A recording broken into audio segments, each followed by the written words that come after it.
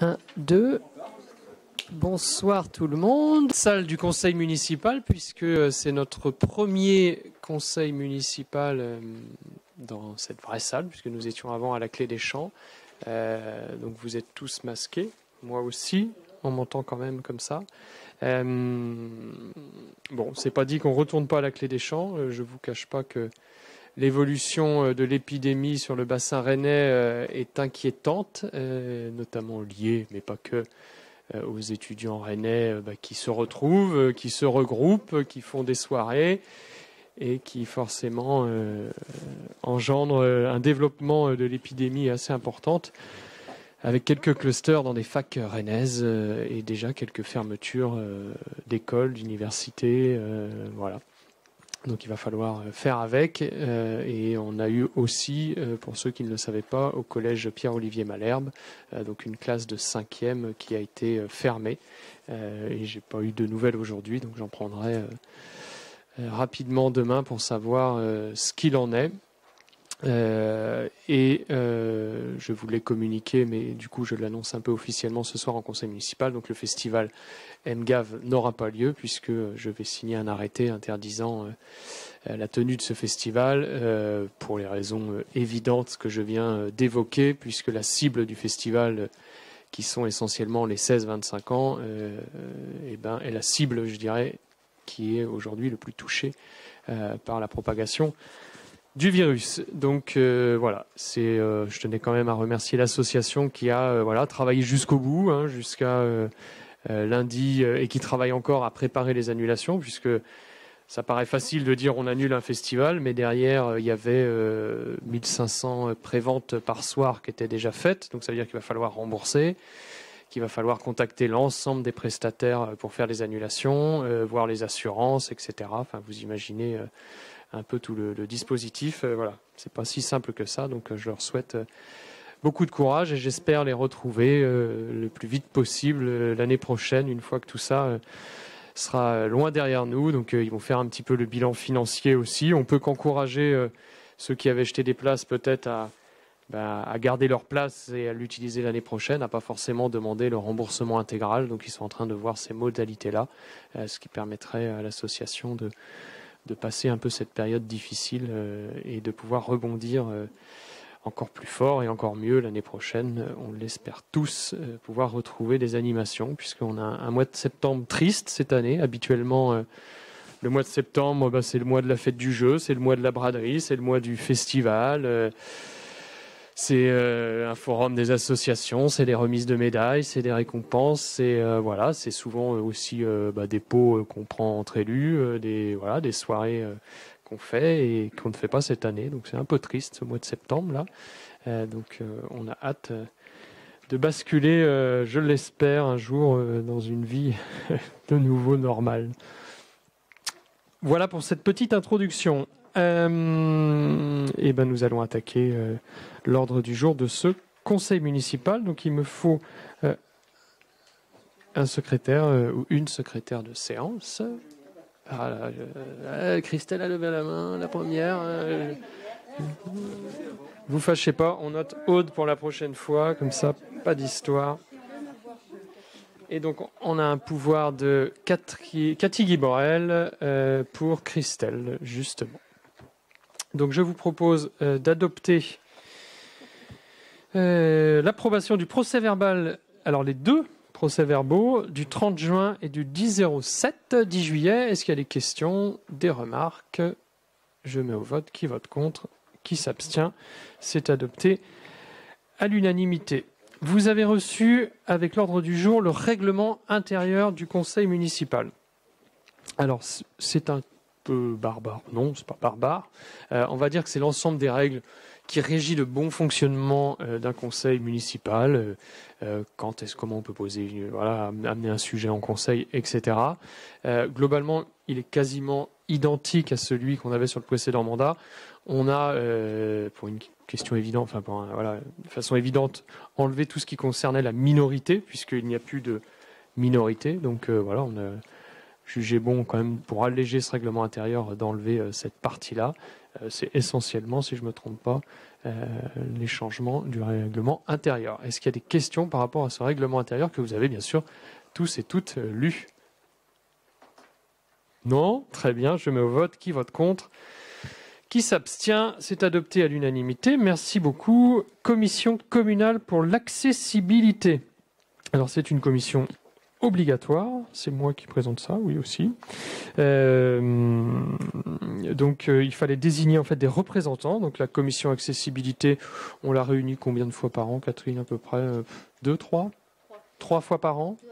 Voilà, en fonction des sujets. C'est vrai qu'au précédent mandat, on avait un programme assez important de mise aux normes de nos bâtiments en matière d'accessibilité. Ce programme a été réalisé, on va dire ça comme ça. Donc c'est vrai qu'aujourd'hui, il y a moins de bâtiments, il y a moins de travaux à faire. Donc cette commission accessibilité aura peut-être moins de sujets très pratico-pratiques. Maintenant, il y a toujours des axes d'amélioration dans l'accessibilité. Donc ça permet de faire le point. Et si vous avez des idées aussi, si quand vous vous baladez, vous voyez des points noirs dans la commune d'accessibilité, pas hésiter à les remonter à Catherine qui les soumettra à la commission et ça nous permet d'avancer. Je pense par exemple, on a profité des travaux du centre commercial Bel Air pour refaire l'entrée du parc Bel Air qui était pas vraiment accessible avec une pente un peu trop abrupte et puis un chemin complètement abîmé.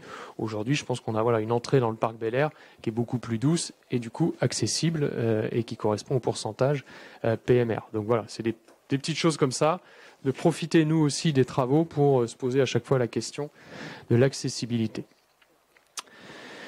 Alors là, du coup, les représentants qui ont été désignés, donc Catherine, Serge, Romain et Élise. Je vais donc mettre au vote la composition de cette commission. Est-ce qu'il y a de l'opposition? Des abstentions? Merci beaucoup, c'est adopté à l'unanimité. Et je passe la parole à Hubert Desblés pour la commission communale des impôts directs. Voilà, effectivement, donc en rappel avec l'article 1650 du Code général des impôts qui prévoit donc dans chaque commune l'institution d'une commission communale des impôts directs, la CCID. Cette commission se réunit une fois par an et elle tient une place centrale dans la fiscalité directe locale et notamment elle a pour rôle majeur de donner chaque année son avis sur des modifications d'évaluation ou des nouvelles évaluations des locaux d'habitation recensés par l'administration fiscale. Donc cette commission, pour rappel, est composée du maire ou d'un adjoint de délégué, un adjoint délégué, de 8 commissaires titulaires et 8 commissaires suppléants. Donc suite aux dernières élections, une nouvelle commission doit donc être constituée. Le conseil municipal doit proposer au directeur des services fiscaux une liste qui lui permettant de désigner les commissaires et leurs suppléants en nombre double, donc soit 16 titulaires et 16 suppléants, parmi lesquels seront nommés donc les 8 commissaires titulaires et les 8 commissaires suppléants. On a donc les conditions pour être commissaire, effectivement, qui sont décrites ci-dessous.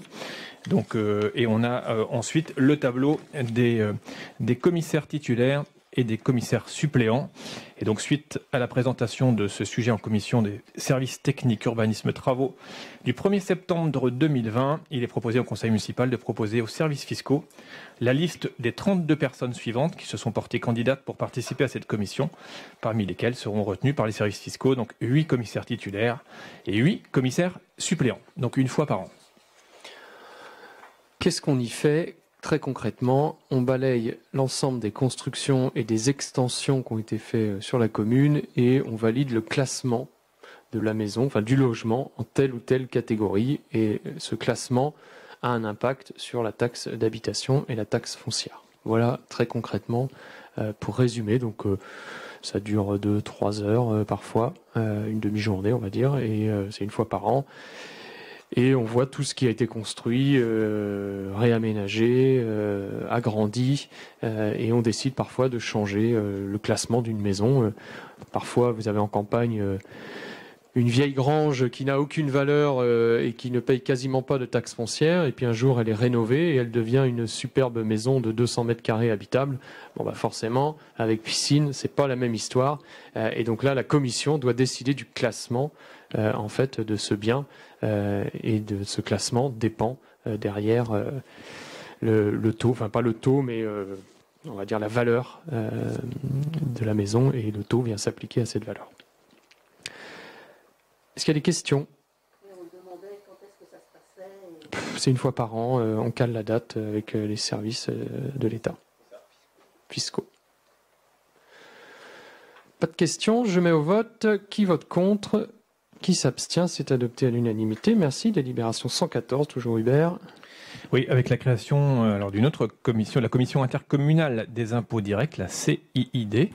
Donc, vu le Code général des collectivités territoriales, l'article 1650 du Code général des impôts, considérant donc cette commission présidée de droit par le président de l'EPCI, est composée de 10 commissaires titulaires et autant de suppléants désignés par le directeur régional des finances publiques à partir d'une liste de contribuables. Considérant que cette liste doit être obligatoirement dressée par le conseil communautaire en nombre double, soit 40 personnes, sur proposition des communes dans un délai de 2 mois suivant son installation, considérant le rôle consultatif mais essentiel de cette commission, dans le cadre notamment de la mise à jour des paramètres départementaux d'évaluation des locaux professionnels et industriels. On est bien sur ce type de locaux professionnels et industriels. Suite à la présentation du sujet en commission services techniques urbanisme travaux du 1er septembre 2020, il est proposé au conseil municipal de proposer la désignation de M. Bertrand David pour siéger au sein de cette commission intercommunale des impôts directs. La déclinaison intercommunale de la précédente délibération. Est-ce qu'il y a des questions? Des remarques? Je me vote. Qui vote contre? Qui s'abstient? C'est adopté à l'unanimité. Merci. Ah, là, c'est moi. Installation classée. Création d'une commission de suivi de site pour Gruel-Fayet. Pas Fayère. Il y a un débat entre nous.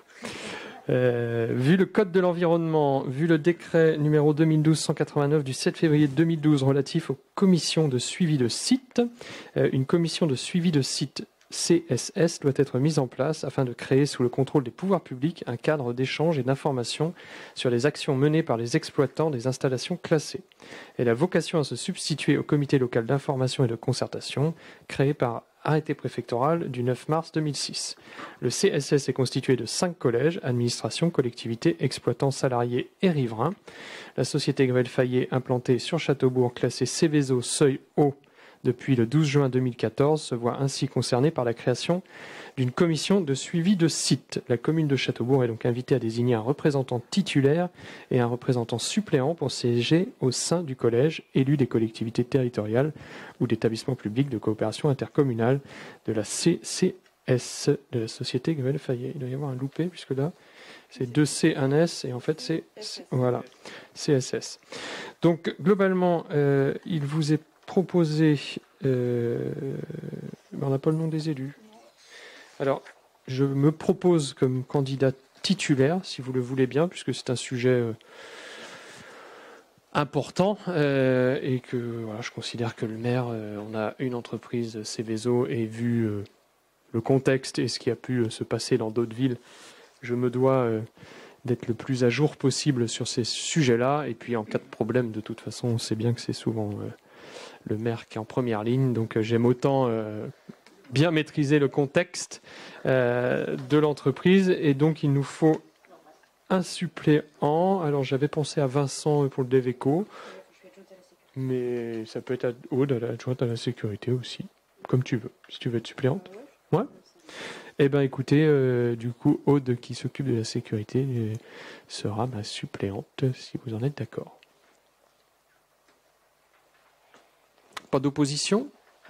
Et on vous tiendra informé. Alors on va peut-être, l'entreprise me l'avait proposé, mais bon, dans le période actuelle, pour l'instant, j'avais mis de côté. Il y en avait eu une au précédent mandat, je crois, je sais plus. Ah non, c'était les services. Voilà, les services. Ouais, donc on en fera quand on pourra. Je vous proposerai une visite, pour ceux que ça intéresse, du site classé Céveso.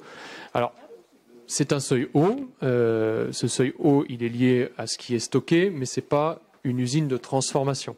Donc ça n'a rien à voir non plus avec ce qui s'est passé à Rouen. Il n'y a pas de transformation. Maintenant, ça reste un stockage de matières dangereuses. Donc on se doit de suivre ce qui s'y passe, et c'est normal.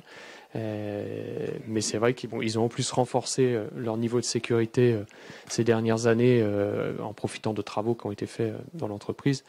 Donc voilà, je considère que le risque il est minime et c'est vrai que quand vous échangez avec les pompiers, ils disent bien aussi, voilà, tout est fait pour vraiment, pour que normalement, il ne se passe rien, mais il n'y a pas de risque zéro. Donc c'est important de bien suivre tout ça. Est-ce qu'il y a des questions? Oui, ça vous intéresse s'il y a une visite? Oui, certains seraient intéressés. Bon, eh ben, très bien. Eh ben, on va attendre un peu la fin de cet épisode de Covid et puis on organisera tout ça. Donc je vous propose de mettre au vote. Donc là, ma désignation est Aude en suppléante. Qui s'abstient? Qui vote contre? Merci beaucoup, c'est adopté à l'unanimité. Alors, Vitré Communauté. Vous avez tous eu le rapport d'activité de Vitré Communauté. Je ne vais pas passer trop de temps à le présenter. On est aussi en renouvellement d'équipe municipale, donc c'est vrai qu'il sera plus intéressant de vous présenter l'année prochaine l'évolution du projet de territoire. Pour résumer ce rapport d'activité, Vitré Communauté, c'est 46 communes aujourd'hui. On arrive à peu près à 82 000 habitants. Voilà un petit peu.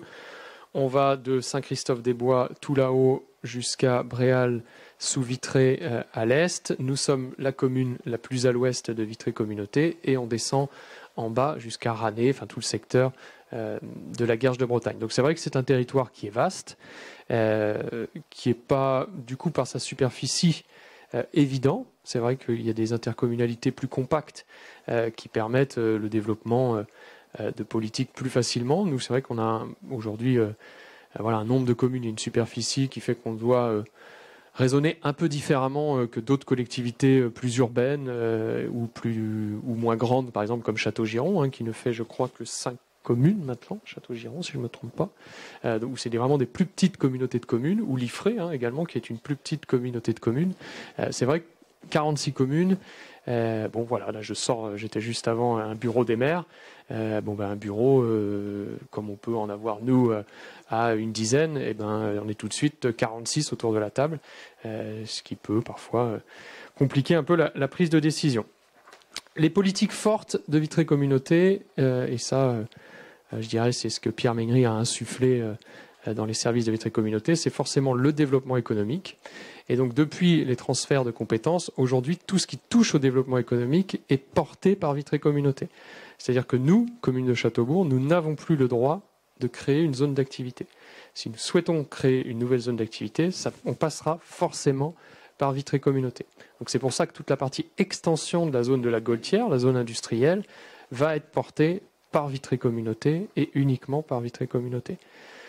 En termes de recettes, c'est aussi Vitré Communauté qui récupère ce qu'on appelle la CVAE et la CFE, l'ancienne taxe professionnelle, qui ne revient plus à la commune. Nous gardons, nous quand même, ce qu'on appelle la taxe foncière, qui n'est pas neutre.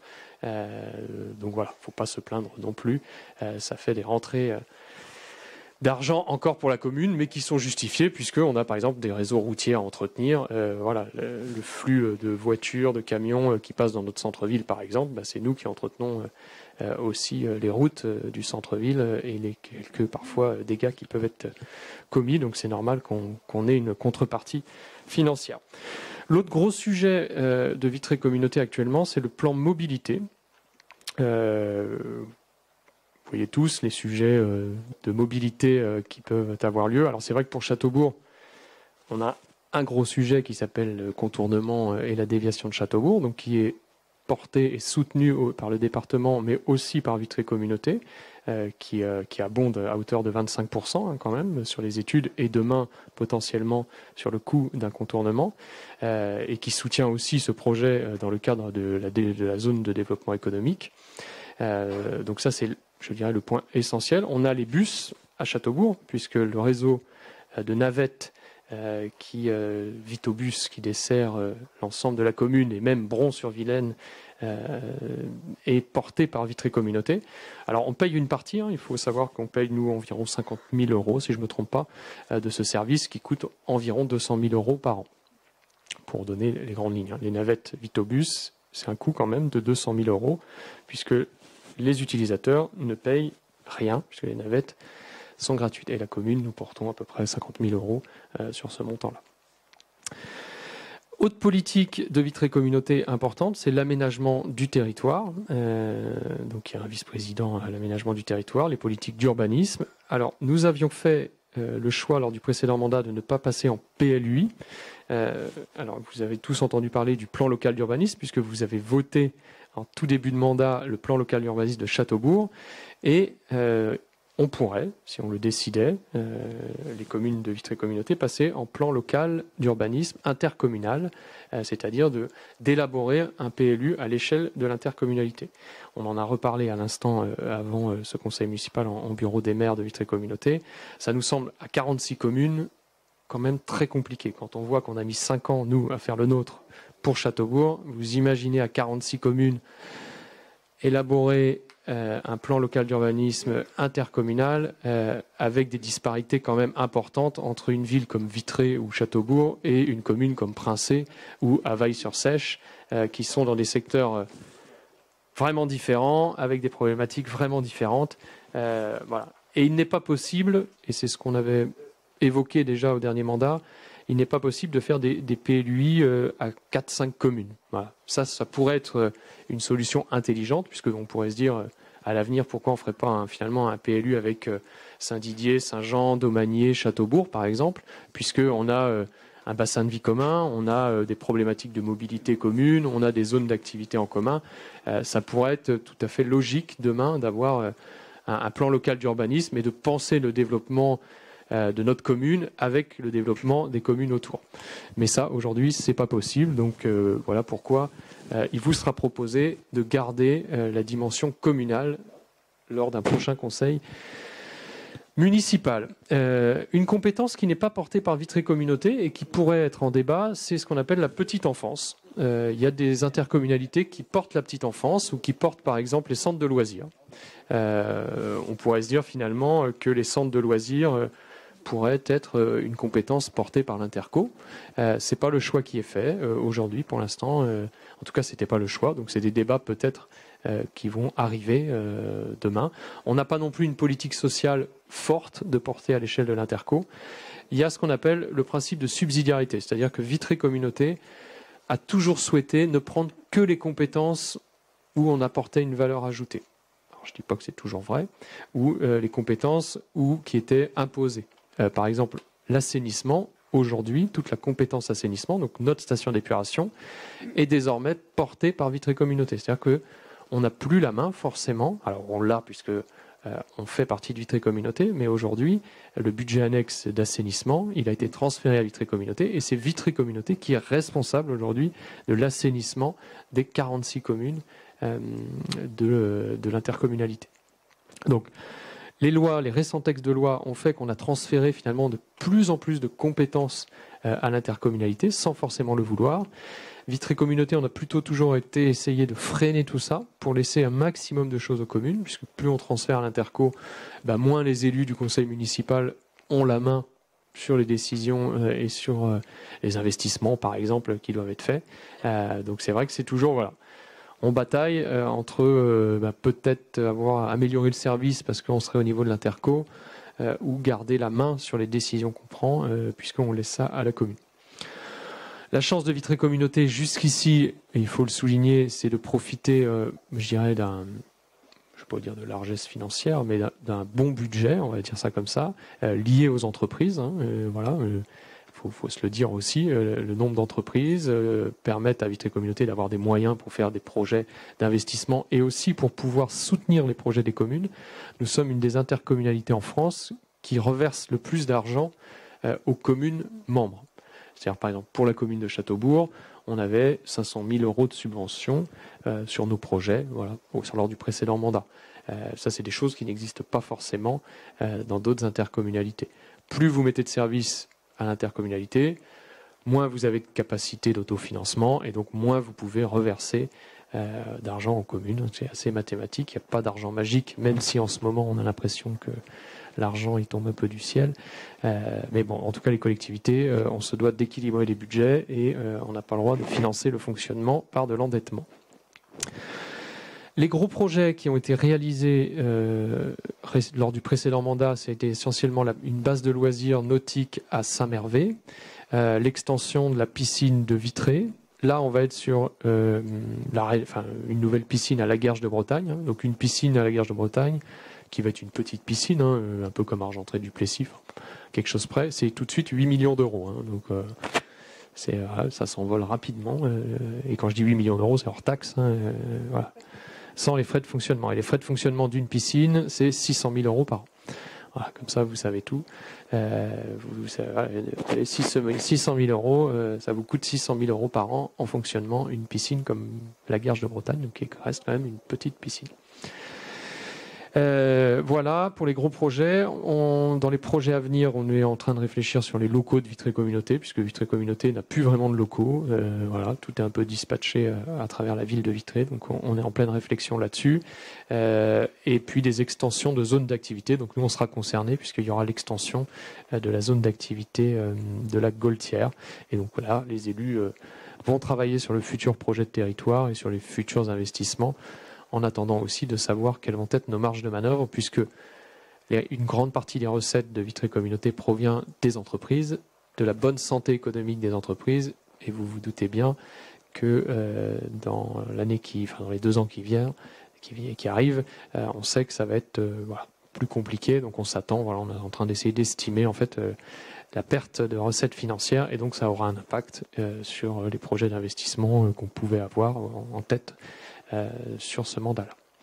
Voilà, j'ai essayé de résumer au plus court. Je ferai une présentation un peu plus complète l'année prochaine quand on aura travaillé le projet de territoire, quand la nouvelle équipe aura avancé. Là, je dirais qu'on parle un peu du passé, donc je dois l'en parler, donc j'en ai parlé. Mais si vous avez des questions, je suis prêt à y répondre.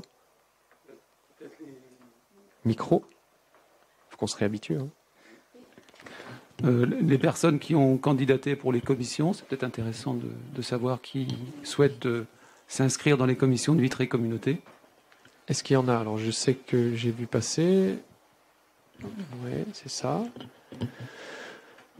Très bien. Donc, s'il y en a d'autres, vous pouvez encore réfléchir, regarder et puis vous inscrire. On en parlait à l'instant. Pour l'instant, ça passe. Maintenant, toutes les communes n'ont pas encore répondu. Donc, après, s'il y a trop de... En fait, l'idée, c'est pas d'avoir des commissions à 45 personnes, puisque forcément, ça complique un peu. Déjà, en ce moment, de trouver des salles. Je ne vous cache pas que parfois, quand on doit faire des réunions à 46, c'est pas simple. Donc voilà, l'idée, c'est d'avoir des commissions qui fassent 15, 20, une vingtaine maximum de membres. Donc pour l'instant, ça passe. On verra après, quand le gong final des inscriptions sonnera, s'il y a des arbitrages à faire. Mais n'hésitez pas, pour ceux qui ont un peu de temps et qui sont intéressés par les sujets, permet de prendre une dimension nouvelle. Pas de questions, pas de remarques, il faut qu'on vote sur ce rapport. Donc je vous propose de prendre acte de la présentation du rapport de Vitré Communauté. Est-ce qu'il y a de l'abstention, vote contre? Merci beaucoup et je passe la parole à Bertrand David. Donc la décision modificative numéro 2.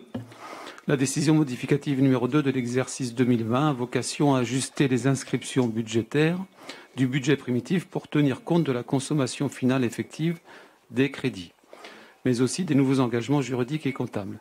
Ces ajustements se traduisent à la fois par des augmentations, des diminutions de crédits, des transferts de crédits entre chapitres et ou opérations, sans changer l'équilibre du budget principal. Donc, suite à la présentation du sujet en commission mixte et finances du 8 septembre 2020, il est proposé au conseil municipal de bien vouloir approuver la décision modificative numéro 2, donc jointe en annexe, et d'autoriser monsieur le maire ou son représentant à signer toutes les pièces relatives à ce dossier. Pour la résumer, comme je l'ai fait l'autre jour, 3 points. Le coût du Covid, globalement, pour la commune, c'est 120 000 euros. Donc, c'est dans cette décision modificative. Équipement informatique, à la fois pour les élus, puisqu'on va vous équiper de tablettes pour remplacer tout le papier et tout ce qu'on peut imprimer pour que on puisse avoir tous les dossiers facilement, comme nous on l'a déjà à Vitré Communauté, donc de dupliquer ça. Et puis le développement des ordinateurs portables pour les services, puisque si on doit repasser en télétravail, on a dans cette DM mis un certain nombre de PC portables et d'investissements nouveaux pour pouvoir être en mesure de encore plus télétravailler. Donc ça, c'est 30 000 euros. Et puis, il y a tout un changement virement de crédit sur la signalétique village étape, puisque on s'est fait un peu déborder, il faut le dire, victime de notre succès. On n'avait pas forcément prévu que les panneaux soient mis cet été. Enfin, voilà, avec le Covid, on s'était dit que ce serait peut-être décalé. Et finalement, les services de l'État, de la DIRO, ont pu réaliser l'installation des panneaux avant l'été. Et résultat, on a eu un flux de touristes assez impressionnant parfois, et qui s'est un peu senti perdu puisqu'on n'était pas forcément prêts, nous, dans notre signalétique. On n'avait pas encore nos toilettes publiques auto-nettoyantes, on n'avait pas tout terminé. Donc les services ont, de façon très réactive, réalisé des panneaux, imprimés un peu comme on a pu, plastifiés, mis sur des planches en bois et essayé de dispatcher un petit peu rapidement. Les commerçants ont été aussi surpris, pour certains, des retombées immédiates de cet afflux touristique.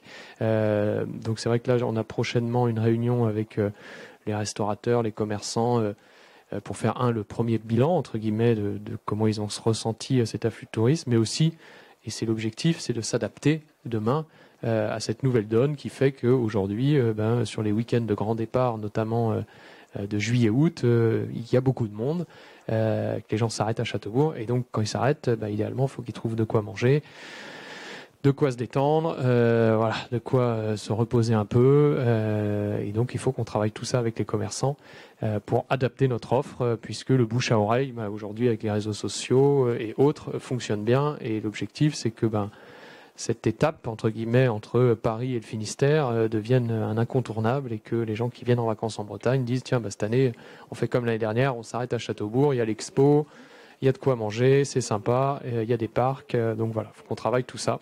Et donc là, dans la décision modificative, on a procédé à un virement de crédit pour pouvoir le plus rapidement possible installer tout ça, puisqu'il y aura aussi des grands départs à Noël.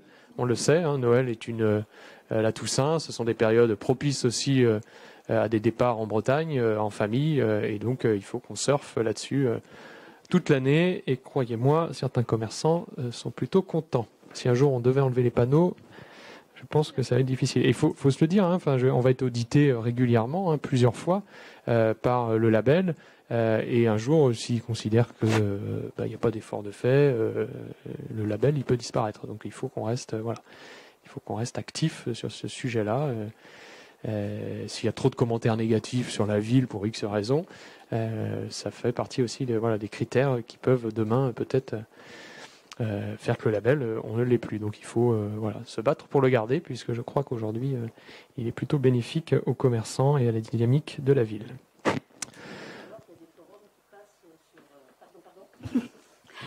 Il y a des forums qui passent sur les sites Google. Camping-caristes aussi. Et camping-caristes, où on dit il n'y avait rien là, on a fait je ne sais pas combien de kilomètres, on n'avait personne, il n'y avait pas de commerçants, et là ça marche, la pub, ça se fait mal. Oui, c'est comme ça. Maintenant, il faut. Moi, je suis la première à le faire.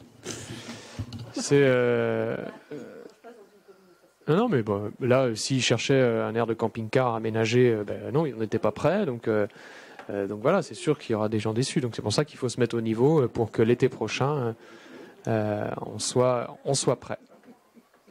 C'est l'objectif. Les services ont leur feuille de route, donc maintenant il n'y a plus qu'à réaliser tous ces travaux. Est-ce qu'il y a des questions ? Autrement, comme tu étais dans les programmations, il y a aussi l'abri à vélo, où on a rajouté un petit peu pour passer de 40 places à 80 places. Oui. Qui était à signaler aussi. Oui, l'abri à vélo à la gare, donc qui est choisi, puisque on en parle après. On en parle après. Bon. Donc on le détaillera. C'est bon, je mets au vote. Qui vote contre ? Qui s'abstient ? C'est adopté à l'unanimité. Merci. Taxe d'aménagement, Hubert. Oui, taxe d'aménagement et le maintien du taux et des exonérations pour l'année 2021. Donc, vu le code de l'urbanisme, vu le PLU qui a été approuvé le 30 juin 2020, et dans le cadre de la loi de finances rectificative, cette taxe d'aménagement remplace également depuis le 1er janvier 2015 les participations telles que notamment la participation pour la voirie et réseau, donc la PVR, la participation pour raccordement à l'égout, la PRR PRE et la participation pour non-réalisation d'aires de stationnement. Donc voilà. Par délibération en date du 17 novembre 2011, la commune a institué la taxe d'aménagement sur son territoire au taux de 5% et a défini les exonérations facultatives à l'application de cette taxe. Dans un contexte général caractérisé par une diminution des ressources et financement étatique, il est important de maintenir le taux existant de 5% afin de ne pas priver la commune de ressources indispensables pour l'équipement de son territoire. Donc, suite à cette présentation du sujet en commission mixte et finances le 8 septembre 2020, il est proposé au conseil municipal d'abroger toutes les délibérations précédentes relatives à la taxe d'aménagement à compter du 1er janvier 2021, de maintenir sur l'ensemble du territoire communal cette taxe d'aménagement au taux de 5% et donc de maintenir les exonérations en application de l'article L331-9 du Code de l'urbanisme, à savoir 50% des surfaces des locaux à usage d'habitation principale qui ne bénéficient pas de l'abattement mentionné au deuxième de l'article L331-12, qui sont financés à l'aide du prêt ne portant pas intérêt prévu à l'article L31-10-1 du Code de la construction et de l'habitation. Les surfaces des abris de jardin, pigeonniers et colombiers soumis à déclaration préalable. La présente délibération donc est valable 1 an. Elle est reconduite de plein droit pour l'année suivante si une nouvelle délibération n'a pas été adoptée avant le 30 novembre de l'année en cours.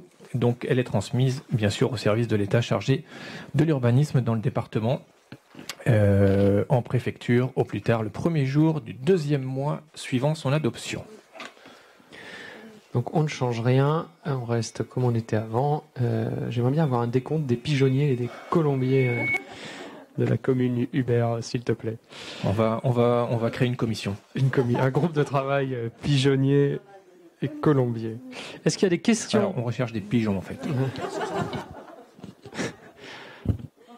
C'est chouette. Est-ce qu'il y a des questions? Je mets au vote. Qui vote contre? Qui s'abstient? C'est adopté à l'unanimité. Merci pour les pigeons. Et délibération 119, je passe la parole à Aude. Oui, merci beaucoup. 2 délibérations concernant les ressources humaines et vous n'êtes pas sans savoir que vous, élus, faites également partie des ressources humaines puisque, et c'est la première délibération, on traite également de votre formation, de nos formations à tous. Nous sommes supposés maîtriser et savoir comment réagir tant en commission que devant la population, également en conseil municipal. Et tout cela, eh bien, pour maîtriser tous les sujets, nous sont offerts 18 journées de formation au cours de notre mandat. Et pour cela, on vous demande ce soir de valider le montant alloué au BP 2020, à savoir 5 000 € pour nos formations. Alors, étant donné que vous avez tous lu avec beaucoup d'attention cette délibération, vous avez souligné, vous aussi, l'importance des formations les formations extrêmement importantes, que l'on appelle, nous, les fondamentaux de la gestion d'une collectivité. N'hésitez pas, il y a beaucoup de place en ce moment pour les mois d'octobre, novembre et décembre. Et les 5 000 € sont à consommer, évidemment, avant le 31 décembre 2020. Et je rappelle aux élus que donc la formation du 26 septembre, c'est ça, c'est le 26, 26 septembre, est pour l'instant maintenue, à la Clé des Champs, par contre. Donc voilà, on prendra un peu nos distances, mais donc de 9h à 17h. Voilà. Donc voilà, vous êtes tous inscrits, enfin pour la plupart, en tout cas ceux qui pouvaient. Mais pour l'instant, en tout cas, elle est maintenue. On n'a pas de consigne contraire. Est-ce qu'il y a des questions? Je mets au vote. Qui vote contre? Qui s'abstient? C'est adopté à l'unanimité. Merci beaucoup. Indemnité des élus. Alors, la revoilà. Indemnité des élus, effectivement. Donc là, c'est vraiment une information. Vous avez compris que l'enveloppe qui était allouée à Châteaubourg pour l'indemnité des élus était de 9 348,19 €. Il est proposé ce soir au conseil municipal que le maire et les adjoints réduisent la part ou le taux maximum auquel ils pourraient prétendre afin d'octroyer 6,70% de l'indice brut terminal de la fonction publique aux 3 conseillers délégués, ce qui porte à 9 228,64 € le montant des indemnités des élus désignés à Châteaubourg.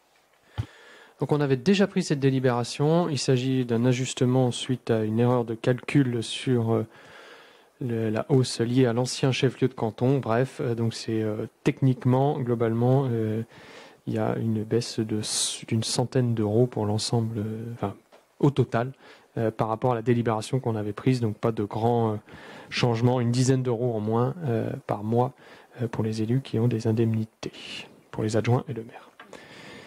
Est-ce qu'il y a des questions? Non, je mets au vote. Qui vote contre? Qui s'abstient? Merci. Et nous passons la parole à Christelle pour la délibération 121.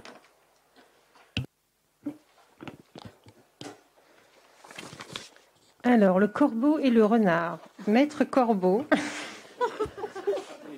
Elle est pas mal. Après les pigeons, c'est pas mal. Voilà, c'était pour les pigeons. Donc, on va faire la suite à l'étude. C'était Ouais. Voilà. Ça t'a vraiment On- attiré l'attention. était au milieu de l'ordre du jour, ça fait du bien. Donc voilà, étude libre encadrée, modification de la charte des bénévoles. Donc l'étude libre encadrée, pardon. T'as vu quoi? L'étude libre encadrée a lieu de 16h45 à 17h30 tous les jours de la semaine, afin d'aider les élèves à réaliser leurs devoirs sans pour autant faire de soutien scolaire, ni avoir d'obligation de devoir fait. La ville de Châteaubourg sollicite des bénévoles. Leur mission principale est d'apporter une aide aux enfants dans l'apprentissage de leurs leçons et la réalisation de leurs devoirs. Une charte des bénévoles pour l'étude libre encadrée retrace les missions, les obligations et les attentes de la mairie et des bénévoles. Des modifications de forme et l'intégration d'un paragraphe relatif au respect des mesures sanitaires ont été intégrées à la charte que vous avez lue en annexe. Donc, suite à la présentation de ce sujet à la commission vie des écoles, enfance et parentalité du 27 août dernier, il est proposé au conseil municipal d'approuver la charte modifiée jointe en annexe et d'autoriser monsieur le maire ou son représentant à signer tout document relatif à ce dossier. Est-ce qu'il y a des questions? Je mets au vote. Qui vote contre? Qui s'abstient? C'est adopté à l'unanimité. Merci. Et je passe la parole à Vincent pour la délibération 122. Alors, zone d'activité du Plessis-Beuchet, attribution du lot numéro 7. Donc, vu l'article L2241-1 du Code général des collectivités territoriales, vu l'avis des services de France Domaine en date du 10 août 2020, la commune envisage la cession du lot numéro 7 sur la zone d'activité du Plessis-Beuchet. Donc, c'est la parcelle de terrain qui est juste à côté de l'entreprise Cap Climat, d'une superficie de 1264 mètres carrés. Le terrain se situe en zone UA du plan local du urbanisme, donc en zone d'activité. L'entreprise Cap Climat souhaite acquérir le bien comme réserve foncière en vue de l'évolution de l'entreprise. Considérant le bilan prévisionnel du budget annexe de la zone d'activité du Plessis-Beuchet, le prix de vente a été fixé à 26 € hors taxe du mètre carré, soit 32 864 € hors taxe.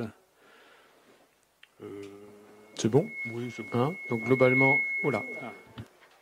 Il s'agit de vendre à Cap Climat le terrain à côté de chez eux en vue de leur agrandissement et notamment aussi de pouvoir stationner l'ensemble de leur flotte de véhicules parce que l'entreprise se développe avec de plus en plus de salariés et aujourd'hui pour garer un peu l'ensemble des véhicules des salariés c'est un peu compliqué, surtout que la zone se remplit. Donc avant il y avait un peu d'espace à côté puisqu'il n'y avait pas forcément le garage Renault, il n'y avait pas forcément Prépare Auto au fond, donc ils pouvaient occuper un petit peu la rue, mais aujourd'hui ça devient difficile. Est-ce qu'il y a des questions? Je mets au vote. Qui vote contre? Qui s'abstient? C'est adopté à l'unanimité. Merci beaucoup. Et délibération 123, je passe la parole à Hubert. Et donc on revient dans le centre avec le centre commercial Bel Air, notamment le marché de travaux et l'avenant numéro 2 concernant le lot numéro 4. Numéro 4, donc c'est un marché donc à l'entreprise ID-Verdé qui concerne donc les dépendances vertes et le mobilier urbain. Donc le marché de base de l'entreprise ID-Verdé était de 89 999,12 € hors taxe. Et donc pour faire suite à des adaptations de chantier majoritairement, et des modifications donc apportées aux ouvrages existants, des prestations complémentaires en plus-value ont été nécessaires donc pour ce lot numéro 4 de l'entreprise ID-Verdé pour un montant qui s'élève à 5 257,67 € hors taxe, donc sanctionné par l'avenant numéro 1. Et donc suite à la réouverture notamment des abords du centre commercial, donc il a fallu effectivement apporter quelques compléments mobiliers pour un montant de 6 396,48 € hors taxe, donc qui correspond au présent avenant. Donc c'est l'avenant numéro 2. Donc la commission MAPA du 1er septembre 2020 a décidé de valider cet avenant numéro 2 de 6 396,48 € hors taxe pour l'entreprise Idéverdé, ce qui fait passer donc le marché de 95 256,79 € hors taxe après l'avenant numéro 1 à 101 653,27 € hors taxe, soit une augmentation de 12,95% par rapport au marché initial qui était de 89 999,12 € hors taxe. Donc, ceci a fait l'objet d'une présentation en commission MAPA le 1er septembre 2020. Il est proposé au conseil municipal de valider cet avenant numéro 2 et d'autoriser monsieur le maire ou son représentant à signer tous les documents relatifs à cet avenant, à ce dossier. Est-ce qu'il y a des questions ? Je mets au vote. Qui vote contre ? Qui s'abstient ? C'est adopté à l'unanimité. Merci. Cellule commerciale. Oui, on reste à Bel-Air et donc effectivement les cellules commerciales, le marché de travaux et c'est un avenant pour une prolongation de délai, vu les différentes délibérations et l'avis favorable de la commission MAPA en date du 1er septembre 2020. Pour rappel, les travaux portant sur les cellules commerciales à Bel-Air ont débuté le 24 octobre 2019 avec un délai de 22 semaines et suite à des contraintes techniques et les aléas, effectivement, le chantier a été plus long que prévu, soit 8 semaines supplémentaires.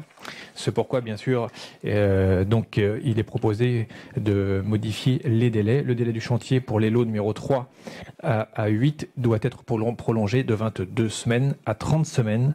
Donc, suite à l'avis favorable en commission MAPA du 1er septembre 2020, la présentation en commission services techniques, urbanisme, travaux du 1er septembre également, il est proposé au conseil municipal de valider les avenants et d'autoriser monsieur le maire ou son représentant à signer tous les documents relatifs à ce dossier.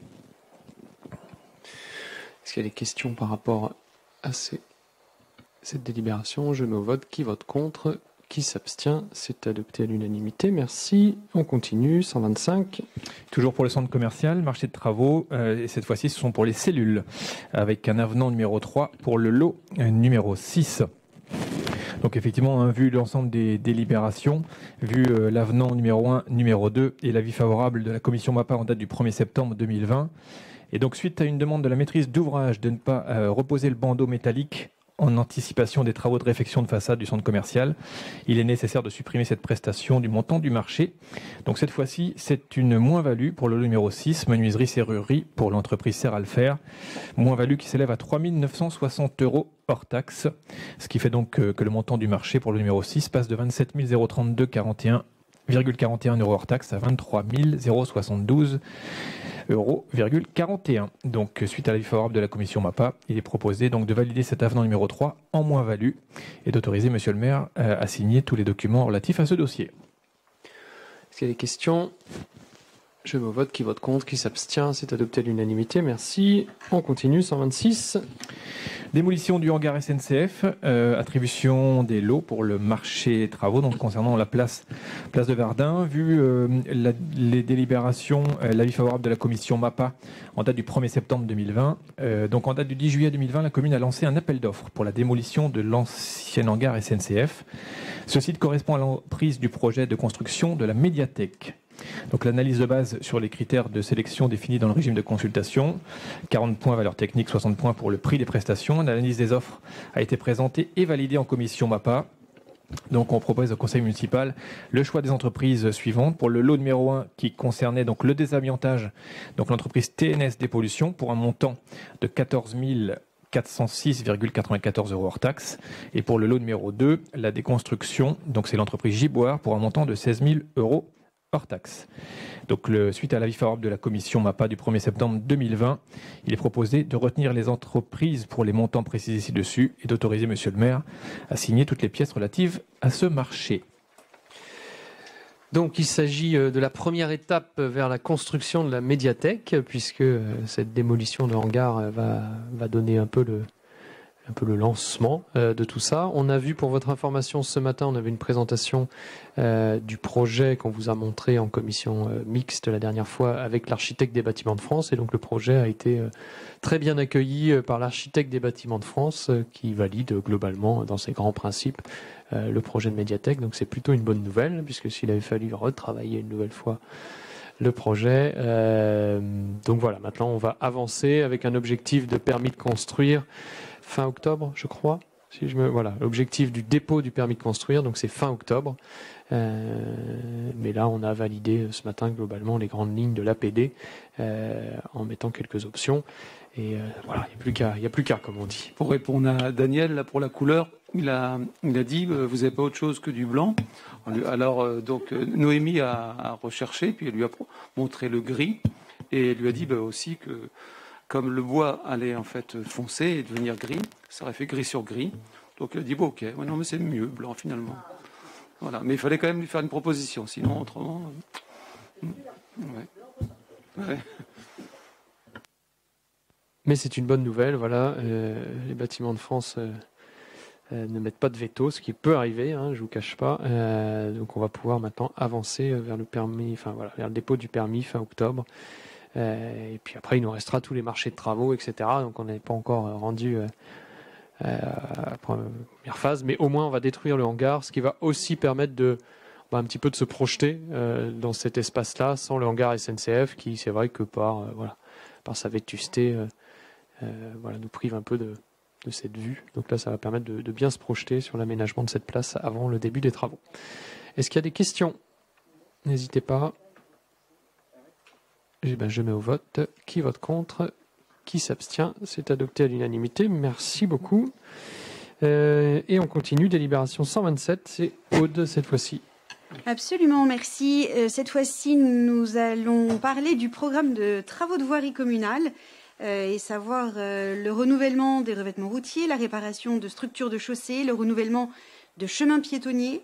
La commission d'appel d'offres, la commission MAPA, s'est réunie le 1er septembre 2020 également pour valider cela et attribuer le marché à l'entreprise SRAM-TP pour un montant de 74 756,52 €.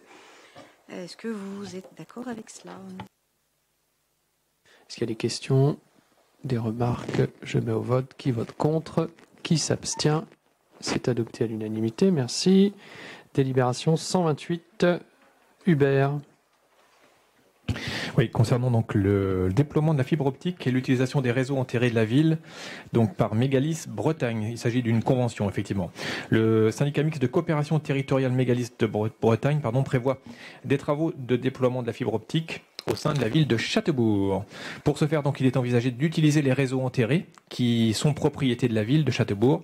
Donc, il convient effectivement d'établir une convention. La convention a pour objet de définir les conditions générales techniques et financières par lesquelles la collectivité accorde un droit d'utilisation non exclusif à l'opérateur dans les installations établies sur son territoire.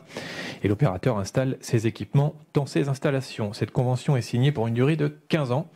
Donc, suite à la présentation du sujet en commission service technique urbanisme travaux du 1er septembre 2020, il est proposé au conseil municipal d'autoriser Mégalis Bretagne à utiliser les réseaux enterrés de la ville de Châtebourg et d'autoriser monsieur le maire à signer tous les documents relatifs à ce dossier.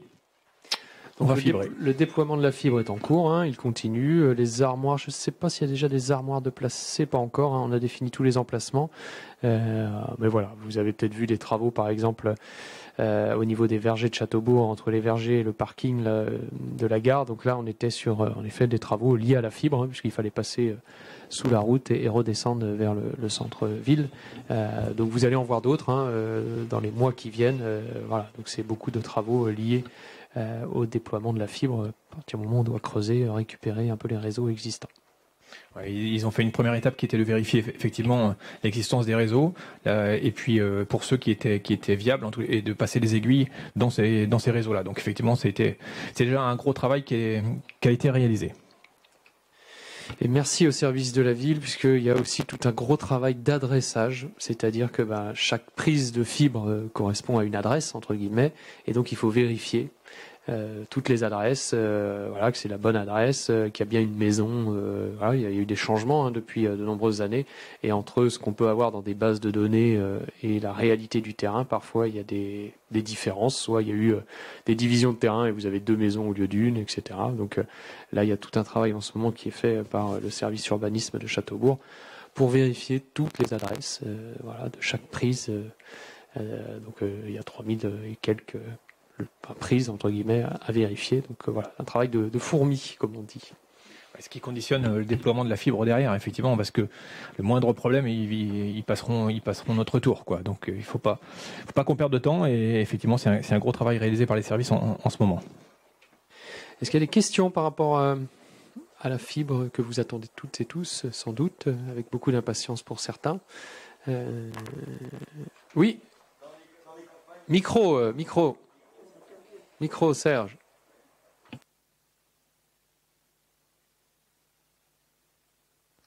Voilà. Dans les campagnes Bron-Saint-Melaine, la fibre ne sera pas enterrée. Elle passe comment? Elle passera en aérien. Alors, ils sont en train de, en même temps, faire les études sur certains supports, soit les supports téléphoniques ou autres, pour mettre des extensions en aérien sur la fibre. Donc voilà, tout ça devrait être lié. Alors, ça prendra peut-être un peu plus de temps, puisqu'effectivement, dans le cœur de ville, les fourreaux existent et les prix sont plus rapidement raccordés. Mais ça fait partie du projet d'études. Et même dans le centre, il y a certains endroits où on risque d'être obligé de passer en aérien. Mais l'ensemble des maisons, à terme, sera fibré. C'est-à-dire que l'idée, c'est vraiment de déployer l'ensemble de la commune de Châteaubourg, de la maison en centre-ville jusqu'au corps de ferme, au fin fond de la forêt, du côté de Bron-sur-Vilaine, là-bas. Tout le monde pourra avoir la fibre. Non, parce que les questions qui sont posées à Bron, par exemple, là, ils changent les poteaux téléphoniques aujourd'hui, certains poteaux téléphoniques, et sans motif pour nous, quoi. Enfin pour la population. Et je pense que c'est pour passer les réseaux sur des beaux poteaux, quoi. Ouais, sans doute qu'ils sont déjà limites aujourd'hui. Oui, d'accord. Est-ce qu'il y a d'autres questions? Je mets au vote. Qui vote contre?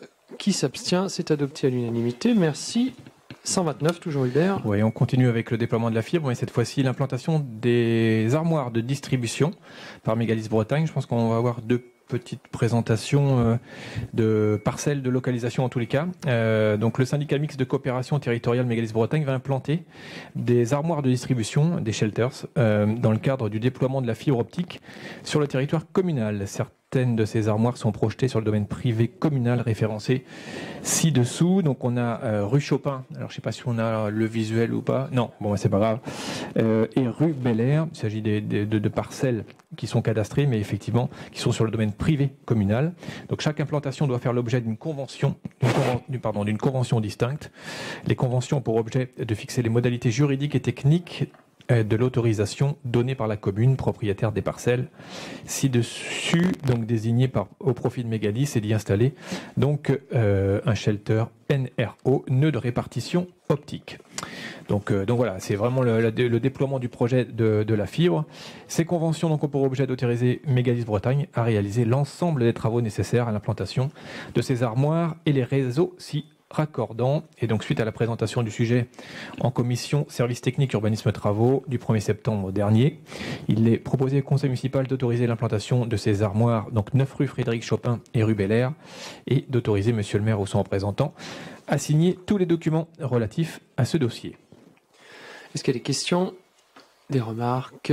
Je mets au vote. Qui vote contre? Qui s'abstient? C'est adopté à l'unanimité. Merci. Délibération 130, Hubert Desblés. Là, on reste dans le centre, effectivement, et c'est rue Monseigneur Millot. Il s'agit de travaux de défense incendie, une convention établie avec le CIMEVAL. La ville de Châteaubourg souhaite compléter son réseau de poteaux incendie afin de permettre la protection de nouveaux bâtiments réalisés au sein de l'établissement l'ITEP Les Rochers, qui se trouve, donc tout le monde le voit, au nord de la rue Monseigneur Millot.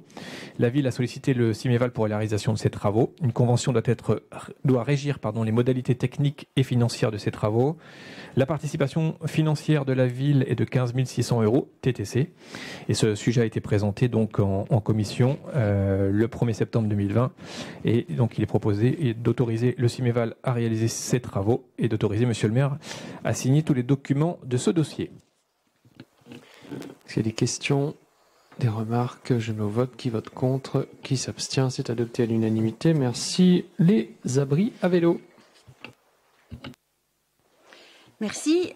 Alors, suite aux très judicieuses et très performantes préconisations du groupe de travail Plan Vélo, la collectivité avait passé un marché pour la fourniture et la pose d'un abri à vélo sécurisé de 40 places et 10 places en libre accès.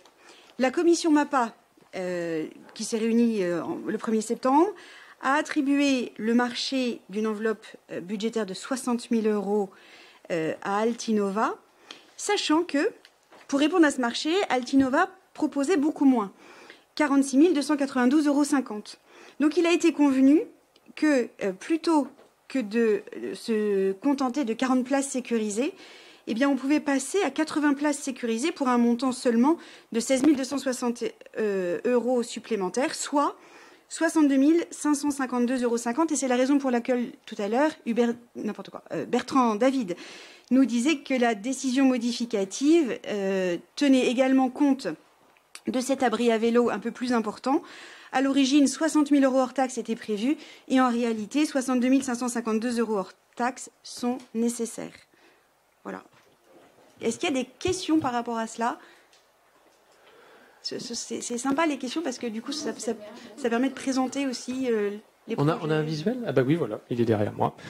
Donc moi je pense que c'était un des vrais freins du développement du vélo à Châteaubourg, c'était qu'on ne pouvait pas laisser son vélo à la gare quand on partait à la journée sur Rennes, ou inversement, ceux qui travaillaient à Châteaubourg et qui voulaient laisser leur vélo la nuit, c'était impossible. Enfin, vous aviez une chance sur deux qui disparaissent dans la nuit.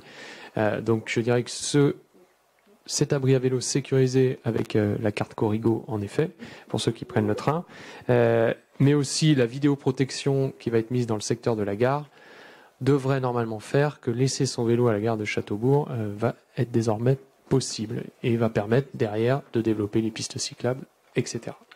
J'ai plusieurs questions. Oui, allons-y. Une petite remarque. La carte Corrigo, donc pour ceux qui prennent le train, mais pas que, puisqu'en fait cette carte elle est gratuite. Tout à fait. On peut faire la demande sans avoir à prendre le train. La carte est gratuite. Voilà, donc, Non mais non, c'est pas ça. Bah si. Non, c'est pas ça.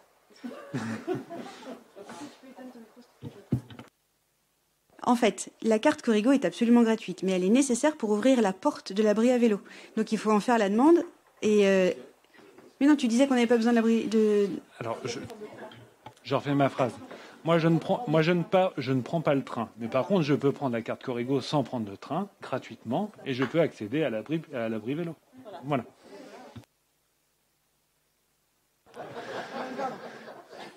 Eric. Alors, Est-ce qu'on a des exemples de communes équivalentes à Châteaubourg qui ont mis en place ces parcs vélos et dont on connaît l'utilisation, le nombre de places et éventuellement la saturation? Alain, est-ce que tu veux répondre ou pas? Je peux répondre? Non. D'accord.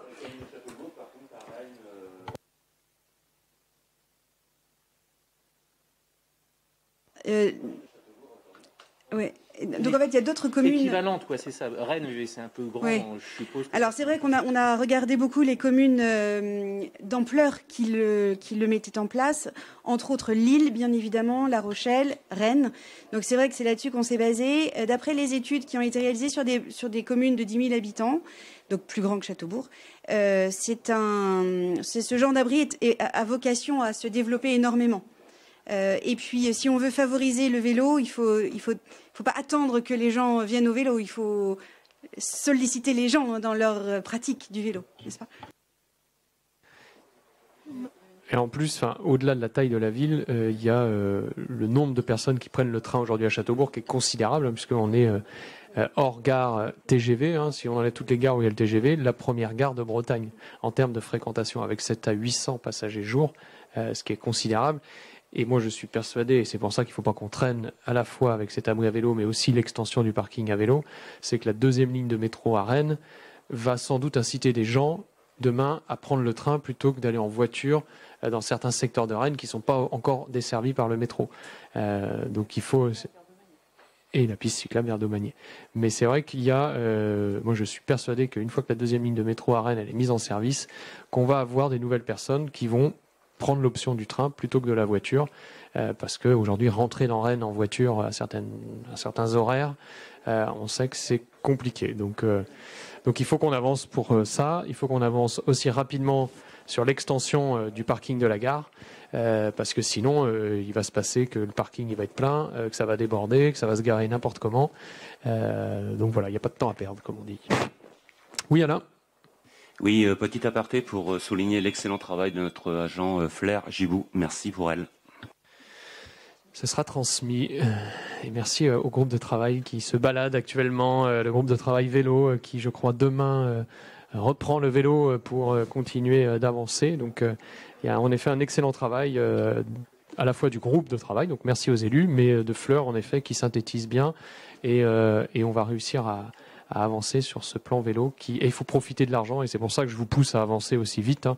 C'est qu'on sait qu'il va y avoir des subventions sur ces sujets-là, donc il faut être prêt pour lever la main le moment venu. Oui, Alain. Oui, d'ailleurs à ce sujet, demain nous avons rendez-vous à 17h au niveau de la Fontenelle, c'est-à-dire à la sortie de Châteaubourg en direction de Saint-Jean, n'est-ce pas? Donc j'invite toutes les personnes qui souhaitent venir nous accompagner à ne pas hésiter. En vélo, bien sûr. 17h demain au niveau de la Fontenelle. Et ils annoncent beau. Est-ce qu'il y a des questions, des remarques? Donc je mets au vote. Qui vote contre? Qui s'abstient? C'est adopté à l'unanimité. Merci. Et on continue. Délibération 132. Eh bien, on parlait justement des subventions et nous sommes au cœur des subventions puisque ce projet qui devrait coûter 62 000 euros, 78 000 avec la pose des compteurs. Attendez, oui, c'est ça. Avec la fourniture du lecteur d'accès Corrigo, pardon, on monte à 78 552 euros. Et nous avons une subvention alvéole à hauteur de 37 531,50 euros. Et pour solliciter la subvention des îles de 25 310,50 euros, il faut l'accord du conseil municipal. Et c'est ce que le maire va mettre au vote. Donc je ne sais pas si on aura tout, mais vous voyez que quand sur un projet comme ça, la commune ne paye que 20%, il ne faut pas hésiter. Et c'est pour ça qu'il faut avancer, puisqu'il risque d'y avoir d'autres possibilités de subventions dans les mois qui viennent. Donc d'où un peu peut-être mon côté pressant, mais on voit que ça peut être vraiment intéressant pour les finances de la commune. Donc je mets au vote. Qui vote contre? Qui s'abstient? C'est adopté à l'unanimité. Merci. Et on continue avec la délibération 133. En groupe, il y a les deux, non? C'est ça, 133, 134, c'est les deux. Oui, ce sont des sessions effectivement de biens à Vitré Communauté. Donc pour la 133, c'est une maison qui se trouve à la haie Fontenay. Je ne sais pas si on va le visualiser. Je vous passe tout ce qui concerne la désignation, les dépendances, etc. C'est en tous les cas donc un réajustement de frais notariés principalement. Donc juste pour rappel, suite à la procédure de préemption, la commune de Châteaubourg, représentée par monsieur le maire, a acquis le bien le 25 mai 2020 en vue d'une revente à Vitré Communauté, compétente en matière de développement économique, on en parlait tout à l'heure. Donc par délibération du 30 juin 2020, le conseil municipal a validé les modalités de cession à Vitré Communauté, c'est-à-dire de la revente au montant des sommes engagées, soit 191 400 euros. Le montant des frais d'acte ayant été ajusté par le notaire maître Nicolas Zo, il convient donc d'amender le prix de revente à l'acquisition de la maison pour un montant de 180 000 euros, aux frais de négociation au prix de 7 800 euros, aux frais d'acte d'un montant prévisionnel de 3 155,40 euros. Donc soit un montant global de 190 955 euros et 40 centimes. Donc ceci a fait l'objet d'une présentation en commission services techniques urbains travaux le 1er septembre 2020. Donc il est donc proposé au conseil municipal d'approuver donc le nouveau montant de cession à Vitré Communauté et d'autoriser monsieur le maire à signer l'ensemble des actes de ce dossier et des frais. Ça, c'est pour le premier sujet qui concerne donc la haie Fontenay. Tu fais le deuxième, comme ça on vote dans la foulée en même temps? Absolument. Et donc on reste dans le même secteur, puisque c'est une maison qui se trouve au lieu-dit le Rocher de la Haie. Donc même chose, cession d'un bien Vitré Communauté. Et là, il s'agit d'une actualisation du prix de cession. Donc pour rappel, suite à la mise en vente de la parcelle bâtie usage d'habitation cadastrée section ZA numéro 284, qui se trouve au Rocher de la Haie, d'une superficie totale de 1684 m², une DIA, donc numéro 2019-065, a été déposée en mairie le 24 octobre 2019. Donc suite à la procédure de préemption, comme on le disait tout à l'heure, même objet en tous les cas, par délibération en date du 4 mars 2020, le conseil municipal a validé les modalités de cession à Vitré Communauté, prix de revente au montant de 191 600 euros. Donc le montant des frais d'acte ayant été ajusté par le notaire, Maître Mével. Il convient donc d'amender le prix de revente. L'acquisition de la maison, 170 000 euros. Commission de l'agence immobilière, 8 300 euros TTC. Les frais d'acte d'un montant de 3 184,07 euros, soit un montant global de 181 484 euros et 7 centimes. Donc là aussi, ce sujet a fait l'objet d'une présentation en commission, service technique urbanisme travaux, le 1er septembre dernier. Il est donc proposé d'approuver ce nouveau montant de cession à Vitré Communauté. Merci Hubert. On est, comme je vous l'évoquais tout à l'heure, dans l'extension de la zone de la Gaultière, la zone d'activité économique où il y a Suki, Steph, etc., de l'autre côté de la 4 voies. On avait acheté les 2 maisons préemptées. Hubert, si tu peux couper ton micro. Oui, Daniel, c'est bien la maison où on a mis pour l'instant Sagazik. Tout à fait. Donc, c'est 2 maisons qu'on a préemptées au nom de la commune et donc qu'on rétrocède à Vitré Communauté dans le cadre de la future zone d'activité. Et c'est aussi pour ça que, lors d'un précédent conseil municipal, on a voté un droit désormais de préemption pour Vitré Communauté, c'est-à-dire que sur ce secteur-là, désormais, Vitré Communauté achètera directement et on ne sera plus obligé de faire ces jeux d'écriture et ces nombreuses délibérations et derrière ces actes notariés à répétition. Donc voilà, l'idée étant de gagner du temps et de l'efficacité. Est-ce qu'il y a des questions ? Très bien, je mets au vote donc la 133, qui est contre, qui s'abstient, merci beaucoup. La 134, qui est contre, qui s'abstient, merci beaucoup. Et nous passons à la 135. La 135, donc voilà, on la retrouve sur la projection, la ZAC Multisite, le secteur de l'ancienne gendarmerie. Donc dans le cadre de ce projet, la commune souhaite faire l'acquisition d'une emprise foncière d'environ 2500 m² au sein de l'ancienne gendarmerie. Donc tout le monde voit bien, rue de Paris. De Châteaubourg, 67 rue de Paris, donc section cadastrée AL numéro 216, qui est la propriété du département. Donc sont édifiés sur cette emprise 3 pavillons de plein pied, dont la valeur vénale a été estimée le 12 juin 2020 par les services des domaines à 388 000 euros, avec une marge d'appréciation de 10%. Et par courrier en date du 15 juillet 2020, le département propose à la ville une acquisition pour un montant de 365 000 euros, frais d'acte en sus. Donc ça, c'est la délimitation en bleu, que l'on voit, toute la partie intérieure du bleu, les 3 maisons. Donc suite à la présentation du sujet en commission des services techniques urbanisme travaux du 1er septembre 2020, donc il est proposé de valider les conditions d'acquisition et d'autoriser monsieur le maire à signer l'acte notarié. Donc l'objectif, je le rappelle, de faire 3 collectifs de 20 logements, donc 60 logements sur cette parcelle, de conserver le petit bois et tout cet espace-là qui va être aménagé, qu'il y a dans le virage de la rue des Cottages. Donc ça va être quelque chose d'assez sympa et assez qualitatif.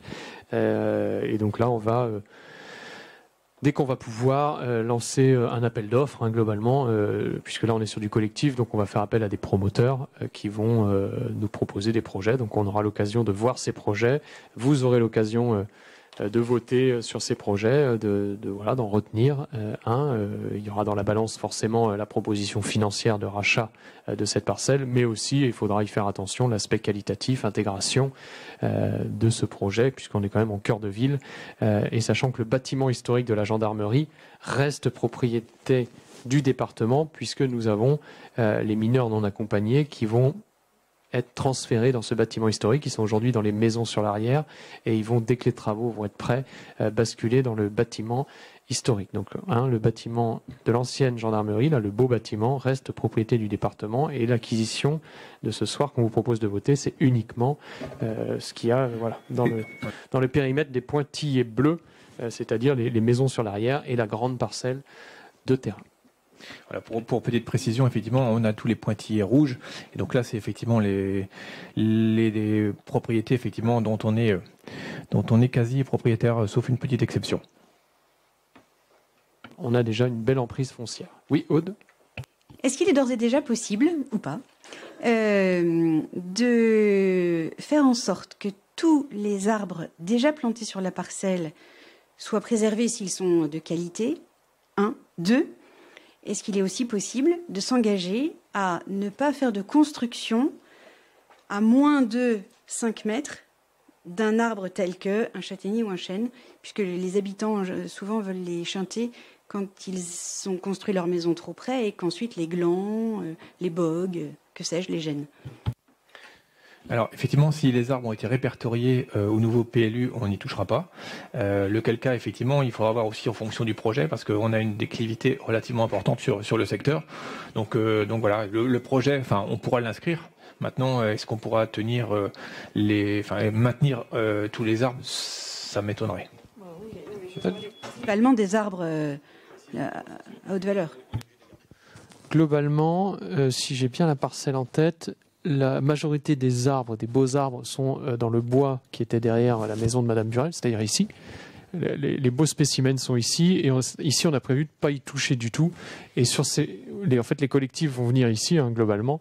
Et ici, à ma connaissance, je n'ai pas souvenir d'avoir des beaux spécimens de chêne ou de châtaignier. Mais bon. En tout cas, voilà, il y aura des arbitrages à faire. Mais en tout cas, l'idée, c'est vraiment de préserver le bois, où là, il y a vraiment les beaux spécimens dans le virage. Ouais, d'autant que ce que disait Teddy, effectivement, on a une zone humide en plus, donc on ne viendra pas bâtir dessus, et donc c'est là où sont répertoriés les arbres.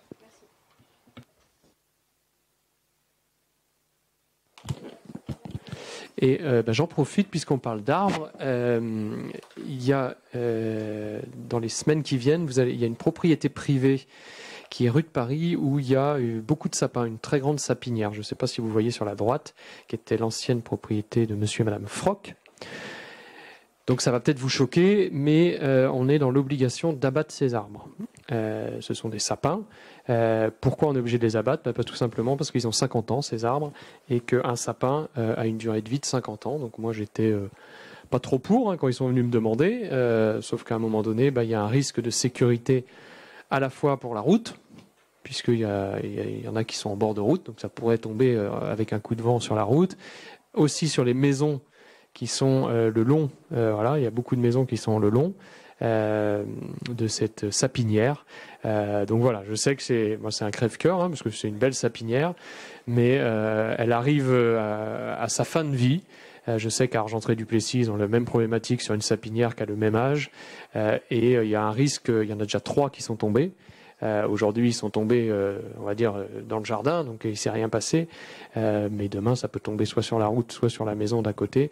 Donc on est dans l'obligation, les propriétaires ne veulent pas prendre le risque de garder ces sapins. Donc c'est uniquement les sapins. Il y a des beaux arbres, Aude, tu en parlais, il y a un très beau chêne ou un châtaignier, je ne sais plus. Il y a quelques très beaux spécimens qui vont être conservés. L'objectif, c'est surtout pas de les abattre. Même les propriétaires aurait bien aimé garder la sapinière, ou au moins une partie. Au début, on était parti, moi je voulais garder un petit bosquet, mais en fait le problème c'est que si on enlève une partie, le vent va être plus violent dans ceux qui vont rester, et il y a encore plus de chances qu'ils tombent à la première tempête. Donc voilà, ça va changer un peu le paysage. Pour l'instant, il n'y a pas de projet de construction sur cette très grande parcelle. On est vraiment sur une très grande parcelle en cœur de ville, mais les propriétaires veulent garder la maison pour l'instant, et le terrain paysager comme il est. On va juste, ils vont juste couper en fait la sapinière. Alors juste, ça va faire un peu de, ça va changer un peu l'image. Alors ça va aussi mettre en valeur les arbres restants, clairement. C'est-à-dire que les arbres restants qui parfois étaient en concurrence avec les sapins vont sans doute aussi reprendre un peu d'ampleur. Bon voilà, un sapin, il faut savoir, ça a une durée de vie de 50 ans. Donc on en a quelques-uns sur la commune. Je commence à avoir plusieurs demandes. Là, j'étais encore cette semaine chez quelqu'un qui me disait qu'il avait une rangée de sapins qui avait aussi 40 ans, et que dans les années qui viennent, forcément, il faudrait qu'il les taille, puisque en fait, après, il se casse beaucoup plus facilement dès qu'il y a un coup de vent. Donc voilà, si on vous pose la question, si on vous dit comment se fait-il que le maire ait laissé couper la sapinière, c'est une question de sécurité publique, tout simplement, et c'est un peu à contre-cœur, et même avec les propriétaires, c'est vraiment à contre-cœur, et que pour l'instant, il n'y a pas de projet immobilier de prévu, puisque forcément, dès qu'on coupe des arbres, on se dit, tiens, ça y est, il va y avoir un projet immobilier. Non, pas du tout. On est uniquement sur une question de sécurité publique. Délibération donc 135, il faut qu'on vote sur l'acquisition de cette parcelle. Est-ce qu'il y a des questions, des remarques? Je mets au vote. Qui vote contre? Qui s'abstient? C'est adopté à l'unanimité. Merci. Délibération 136. Voilà, on va au nord de la commune, donc avec, au lieu-dit les Noé, les parcelles section 298A numéro 1660 et section A numéro 2371. Il s'agit d'une servitude pour Enedis, puisque Enedis prévoit des travaux d'amélioration de la qualité de desserte et d'alimentation du réseau électrique de distribution publique sur la commune de Châteaubourg. Les travaux envisagés empruntent le domaine privé de la ville de Châteaubourg à proximité du hameau Les Noé. Donc à cet effet, Enedis sollicite la commune afin de signer une convention de servitude pour un câble électrique aérien situé sur les parcelles section 298 numéro 1660 et section A numéro 2371, parcelles qui appartiennent au domaine privé de la ville. Donc Enedis sollicite la signature d'une convention pour une servitude de passage. Est-ce qu'il y a des questions ? Des remarques? Je mets au vote. Qui vote contre? Qui s'abstient? C'est adopté à l'unanimité. Merci. On continue. Délibération 137. Convention de rétrocession. Il s'agit du lotissement Le Clos de la Souaudière et notamment l'impasse des Goélands. Vu les dispositions des articles R 442-7 et 442-8 du Code de l'urbanisme, vu que la société Abinova désignée comme l'aménageur procède à l'aménagement du lotissement Le Clos de la Souaudière, situé impasse des Goélands à Châteaubourg. Voilà, on retrouve le projet sur l'écran pour ceux qui ne situeraient pas forcément.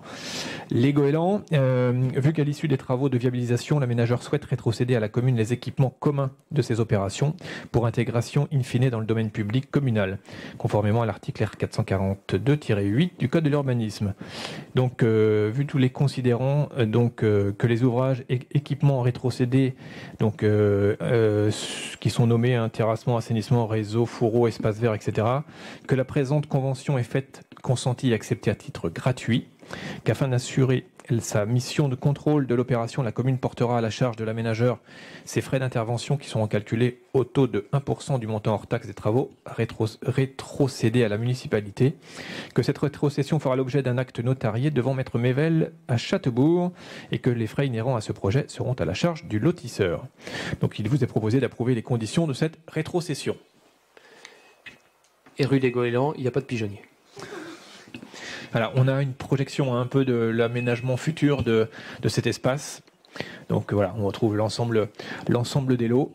Et donc, notamment, ce qui va faire partie de la rétrocession, c'est la partie qui est en violet, là, partie rétrocession, notamment la partie voirie. Donc on est juste derrière la gare, voilà, c'est intéressant. Un bel emplacement, un peu en retrait du boulevard de la Liberté, mais vraiment juste derrière la gare, un bout de champ qui restait. Et donc un petit lotissement à venir. Oui, on est en plein dans la densification en tous les cas. Oui, tout à fait. Est-ce qu'il y a des questions? Je mets au vote. Qui vote contre? Qui s'abstient? C'est adopté à l'unanimité. Merci. Et on continue. Oui, dans le même esprit, il y a une convention de rétrocession pour la rue de la Croix-Guillemets. On reste pas très très loin avec la société Terrain Service, désignée comme l'aménageur, qui procède à l'aménagement du lotissement, situé rue de la Croix-Guillemets à Châteaubourg. Vu qu'à l'issue des travaux de viabilisation, l'aménageur souhaite rétrocéder à la commune les équipements communs de ces opérations pour intégration in fine dans le domaine public. Comme tout à l'heure, les ouvrages que sont terrassement, assainissement, réseau, éclairage, fourreau de chambre de tirage, etc., espace vert, que la présente convention est faite, consentie et acceptée à titre gratuit, qu'afin d'assurer sa mission de contrôle d'opération, la commune portera à la charge de l'aménageur ses frais d'intervention, calculés au taux de 1% du montant hors taxe des travaux rétrocédés à la municipalité. Cette rétrocession fera l'objet d'un acte notarié et que les frais inhérents à ce projet seront à la charge du lotisseur. Donc il vous est proposé d'approuver les conditions de cette rétrocession. Là aussi, on a une présentation du projet avec l'ensemble des lots, l'ensemble des expositions, effectivement une rue principale. Et on voit que là, on retrouve la rue de la Croix-Guillemets qui est complètement donc en haut de l'écran.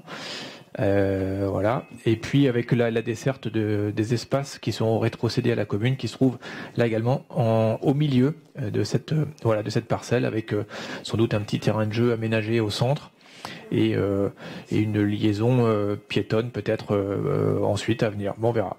Voilà. En tous les cas, l'aménagement au sud. Voilà.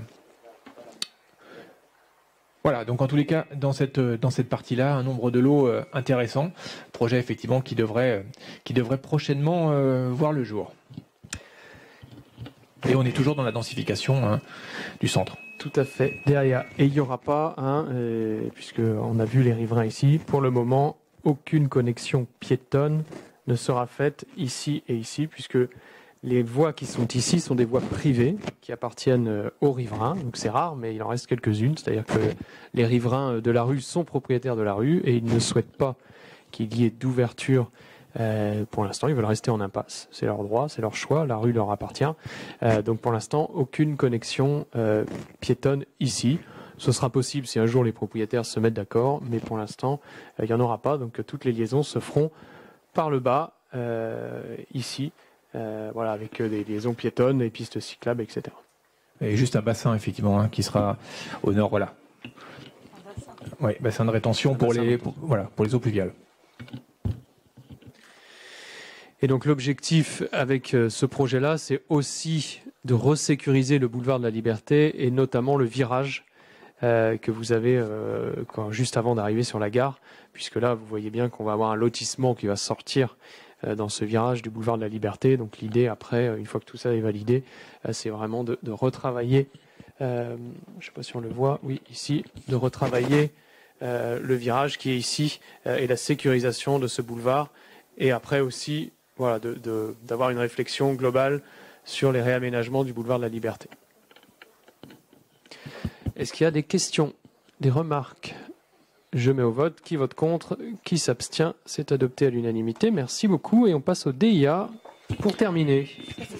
Oui, il y a une petite liste là. Alors, 2020-023, immeuble bâti, usage mixte, cadastré section AC numéro 14, 4 rue de Rennes, superficie de la parcelle, 249 mètres carrés. On va voir si on va la récupérer. On va essayer de ne pas vous perdre. Voilà, au 4 rue de Rennes. Alors pour situer effectivement. C'est trop près.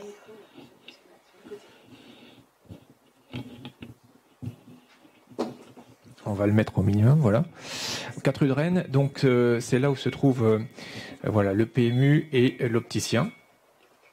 Voilà. Alors voilà, on le retrouve ici. Effectivement, alors on a plusieurs DIA puisque effectivement on a un découpage dans ce bâtiment avec donc on a l'opticien et on a des appartements également qui se trouvent à l'étage et on a le PMU qui est juste à côté. Donc on a la DIA 2020-023 et la DIA 2020-024 qui concernent effectivement ce bâtiment. Voilà, donc pour ce qui nous concerne, on n'a pas de préemption.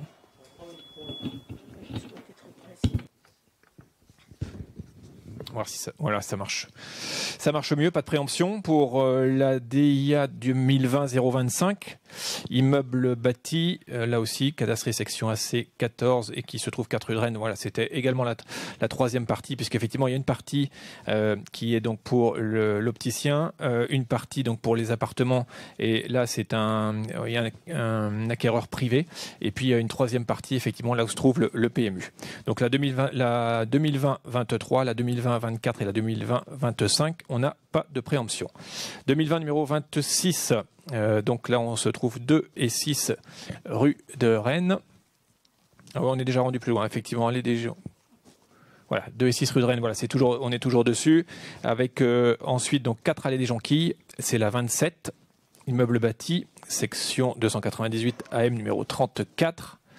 Voilà, les Jonquilles, donc on n'a pas de préemption. Une superficie de parcelle de 588 mètres carrés. La DIA 2020-028, immeuble bâti, habitation, cadastré, section AL 578, qui se trouve 74 rue de Paris. Voilà, on le voit sur le plan masse. Donc on va un petit peu plus haut vers Saint-Melaine. Voilà, pas de préemption sur cette DIA, une parcelle de 525 mètres carrés. La DIA 2020-029, immeuble bâti, cadastré section 298 AN numéro 375, qui se trouve donc 15 Le Sillon. Là, on est sur Saint-Melaine. On a une superficie de parcelle de 461 mètres carrés. Donc, concernant, donc là, c'est pas de préemption non plus. La 2020-030, une habitation, cadastré section AL 698 au 63 rue de Paris. Donc superficie de la parcelle, c'est une petite parcelle de 285 mètres carrés. Pas de préemption. La 31 2020-031, immeuble bâti, une habitation, cadastrée section H 469, 473 et 474. On se retrouve 24 rue Louis Pasteur et 17 rue du Souvenir. Donc l'ensemble de cette parcelle, 2153 mètres carrés. Donc il s'agit effectivement d'appartements. 2020-032, immeuble bâti, habitation cadastrée section 298 à 794 au 24 rue des Étangs. Voilà, pas de préemption sur cette parcelle ce bien de 590 mètres carrés. 2020-033, une parcelle de 2860 mètres carrés, un immeuble d'habitation donc qui se trouve au 68 chemin de la Forge. Voilà, une très grande parcelle puisqu'on a 2860 mètres carrés. Donc pas de préemption. À venir, ouais. 2020-034, une superficie de parcelle de 465 mètres carrés. Là, il s'agit d'une habitation au 14 rue des Châteliers. Là, on revient dans le cœur un peu de Châteaubourg, donc pas de préemption. La 035, une habitation cadastrée, section 298 à 1929, qui se trouve au 7 rue des Landelles, lotissement de la Bretonnière, une parcelle de 500 mètres carrés. Donc pas de préemption. La 036, une habitation, 9 allée des Mimosas, avec une parcelle de 460 mètres carrés. Donc là également, on n'a pas de préemption. La 2020-037, on va 13 chemin de la Guérinet et on a une superficie de parcelle de 1099 mètres carrés. Donc voilà, un peu particulière avec effectivement un chemin en copropriété, donc pas de préemption. La 038, une habitation au 81 bis rue de Paris. On revient dans le centre. Voilà, donc une parcelle de 707 mètres carrés, pas de préemption. 2020-039, on va au 11 rue Clos-Saint-Melaine. Voilà, on a une parcelle de 751 mètres carrés et on ne préempte pas. La 040, là c'est un immeuble bâti d'habitation au 13 rue des Ormes. Donc la superficie de la parcelle fait 315 mètres carrés et on ne préempte pas non plus. La 2020-041, un immeuble bâti au 4 rue des Mouettes. Voilà, pas de préemption. La 2020-042, au lieu dit la Bourlière.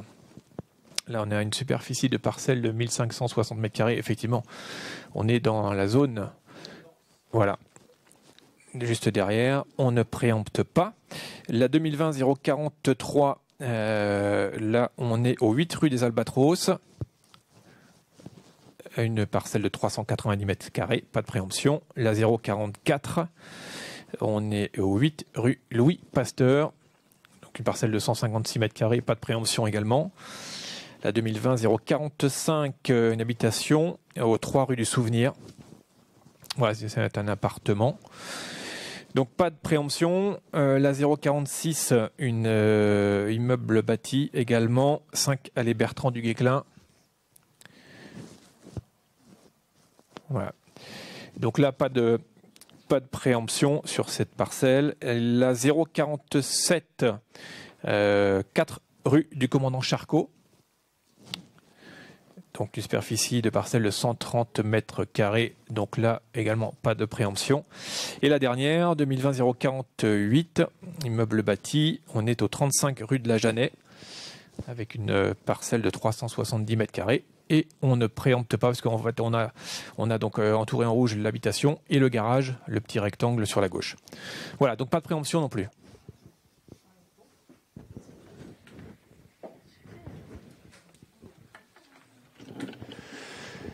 Merci beaucoup. Nous en avons fini avec cet ordre du jour un peu chargé de rentrée. Ça faisait quelques temps qu'on n'avait pas eu de conseil pour évacuer un certain nombre de sujets. Est-ce qu'il y a des interventions, des remarques? Eh bien, écoutez, si personne... Si. Oui, Aude? Je viens d'apprendre que je le dis, le magasin Tendance Gourmande, vous savez, avenue du Maréchal Leclerc, ouvrait le matin, le dimanche matin, pour distribuer et pour vendre évidemment des parts de gâteaux. Alors des parts à manger qui se fournissent auprès de la cantine de François. Bon, en tout cas, il commercerait. Étant donné qu'a priori personne n'est au courant, je vous propose d'en faire le buzz. Voilà, c'est tout. Merci, j'ai pas mangé, je commence à avoir faim. Très bien, eh bien, écoutez, merci à tous et tous. Bon travail dans les groupes de travail, les commissions. Rendez-vous dans quelques temps. Et puis, faites attention. Geste barrière et re-geste barrière. Ça circule vraiment. Hein, c'est pas que à la télé, hein, je vous rassure. C'est là, voilà, les services préfectoraux sont en alerte et à nous élus aussi de passer le message, le bon message. Bonne soirée à toutes et tous. Je voudrais juste rappeler